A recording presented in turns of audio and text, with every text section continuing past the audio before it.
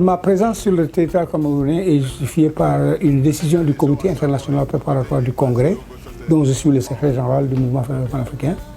Et la décision, c'est que le secrétaire général du mouvement, qui est le responsable des structures du mouvement fédéral panafricain, aille faire des visites de proximité sur les 3 régions que nous pensons être cruciales si nous voulons unir les États africains. C'est l'Afrique de l'Ouest, l'Afrique centrale et l'Afrique de l'Est. Le message que je veux transmettre, c'est qu'il est temps pour les Africains de venir ensemble, de s'unir politiquement pour faire de ce continent le continent le plus riche. Ce que nous voulons mettre fin, c'est le système néocolonial. D'accord.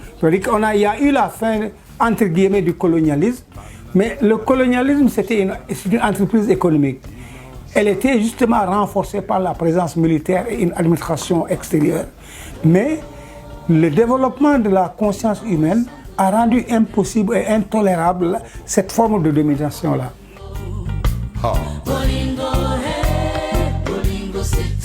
Il veut rencontrer tout le monde pour échanger, pour savoir qu'est-ce qui ne va pas, qu'est-ce qui se passe, qu'est-ce qui bloque.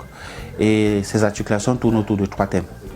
Il y a le panafricanisme au XXIe siècle et la Renaissance africaine. Il y a les obstacles au développement politique et économique des États africains, identification des problèmes et proposition des moyens. Et il y a le rôle de la jeunesse dans l'unification politique du continent.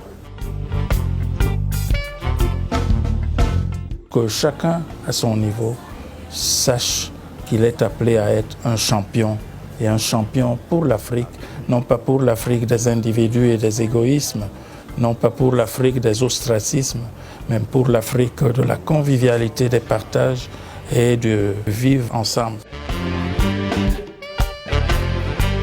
Dans l'Afrique centrale, je vais aller au Tchad, n'est-ce pas? Et après le Tchad, au Congo. Quand je rentre, je retourne aux États-Unis et après je vais en Afrique de l'Ouest. N'est-ce pas? Dans cette Afrique de l'Ouest, je vais visiter 7 pays, n'est-ce pas? Et après ça, je vais en Afrique de l'Est où je vais visiter 4 pays.